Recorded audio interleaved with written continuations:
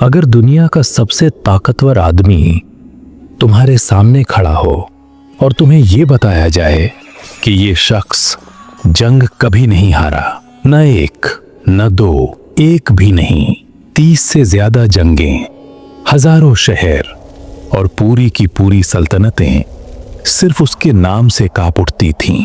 लेकिन फिर सोचो, इसी आदमी की मौत न किसी जंग में हुई, न किसी दुश्मन के हाथ, बल्कि एक बंद कमरे में, एक बिस्तर पर। और सबसे हैरानकुन बात, उसकी मौत के बाद उसकी जीती हुई पूरी दुनिया सिर्फ कुछ सालों में टूट गई। सवाल ये नहीं कि अलेक्जेंडर ने दुनिया कैसे जीती, असल सवाल ये है, क्या वो अपनी जिंदगी जीत पाया? और अगर नहीं, तो फिर फतह का मतलब क्या होता है?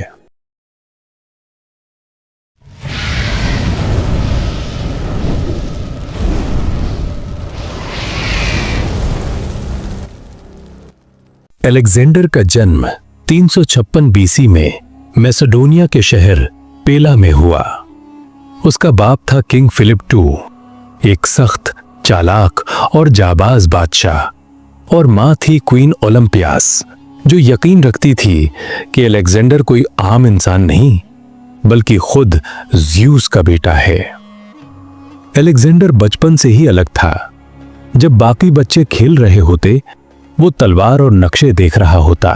अलेक्जेंडर का टीचर कोई आम उस्ताद नहीं था, उसका उस्ताद था एरिस्टोटल, दुनिया का सबसे बड़ा फिलोसोफर। यहीं से अलेक्जेंडर ने सीखा ज्योग्राफी, पॉलिटिक्स, फिलॉसफी और सबसे अहम, लोगों की सोच को कैसे कंट्रोल किया जाता है। यही वजह थी कि अलेक्जेंडर सिर्फ जंग नहीं जीतता था, वो दिल और दिमाग दोनों जीतता था। जब अलेक्जेंडर सिर्फ 20 साल का था, उसके बाप का कत्ल कर दिया गया और एक नौजवान लड़का सीधा बादशाह बन गया। दुनिया ने सोचा ये बच्चा सल्तनत संभाल नहीं सकेगा, लेकिन दुनिया गलत थी। अलेक्जेंडर ने पहला काम यह किया, बगावतों को कुचल दिया, फौज को एक किया और फिर दुनिया की तरफ देखा। उस वक्त दुनिया की सबसे बड़ी एम्पायर थी पर्शियन एम्पायर। लोग कहते थे पर्शिया को सिर्फ खुदा हरा सकता है। अलेक्जेंडर ने कहा, फिर आज खुदा खुद आएगा। सिर्फ 35,000 सिपाहियों के साथ अलेक्जेंडर ने लाखों पर मुश्तमिल पर्शियन फौज का सामना किया। यहां अलेक्जेंडर ने दिखाया कि अक्ल नंबर से ज्यादा ताकतवर होती है। पर्शियन किंग डेरियस III भाग गया, उसका खजाना, उसका खानदान सब अलेक्जेंडर के हाथ आ गया। लेकिन अलेक्जेंडर ने डेरियस की फैमिली को कैद नहीं किया, इज्जत दी। यहीं से अलेक्जेंडर सिर्फ फातिहा नहीं, लेजेंड बन गया। इजिप्ट में अलेक्जेंडर को सिर्फ बादशाह नहीं माना गया, उसे खुदा का बेटा कहा गया। वहीं उसने एक शहर बसाया, अलेक्जेंड्रिया, जो सदियों तक इल्म और साइंस का मरकज बना रहा। अलेक्जेंडर सिर्फ जमीन नहीं जीत रहा था, वो अपनी पहचान छोड़ रहा था। ये जंग थी Alexander versus Darius, last round. Persian फौज 2 लाख से ज्यादा, अलेक्जेंडर मुश्किल से 40,000। और फिर भी अलेक्जेंडर ने ऐसा हमला किया कि पर्शियन लाइन टूट गई। डेरियस फिर भाग गया। उस दिन पर्शिया गिर गया और अलेक्जेंडर दुनिया का सबसे ताकतवर इंसान बन गया। अलेक्जेंडर यही नहीं रुका, वो इंडिया तक पहुंच गया। किंग पोरस के साथ जंग हुई, पोरस हारा, लेकिन खड़े होकर बोला, मुझे बादशाहों की तरह ट्रीट करो।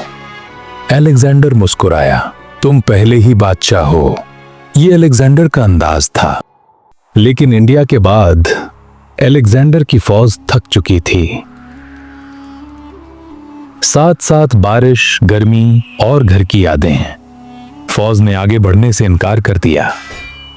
पहले मौका अलेक्जेंडर नहीं जीत सका। बेबीलोन में अलेक्जेंडर अचानक बीमार पड़ गया। 32 साल का वो फातिहा जो कभी नहीं हारा, अब चल भी नहीं सकता था। उससे पूछा गया, तुम्हारा वारिस कौन है? अलेक्जेंडर ने कहा, सबसे ताकतवर। और फिर एक गहरी सांस और कहानी खत्म। अलेक्जेंडर ने मौत से पहले 3 अजीब सी वसीयतें लीं।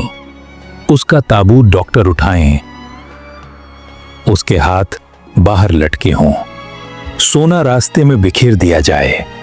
संदेश साफ था, डॉक्टर मौत को नहीं रोक सकते, इंसान खाली हाथ आता है, दुनिया का माल यही रह जाता है। अलेक्जेंडर ने दुनिया जीती, लेकिन सुकून नहीं। उसके बाद उसकी एम्पायर टूट गई, जनरल लड़ पड़े और नाम रह गया अलेक्जेंडर द ग्रेट। इतिहास हमें यह सिखाती है, पावर टेम्पररी होती है, फतेह भी एक दिन खत्म होती है, और इंसान का सबसे बड़ा दुश्मन खुद उसका घमंड होता है। अगर अलेक्जेंडर आज जिंदा होता और तुम उससे एक सवाल पूछ सकते, तो तुम क्या पूछते? कमेंट्स में लिखो, तुम्हारा सवाल इतिहास का हिस्सा बन सकता है।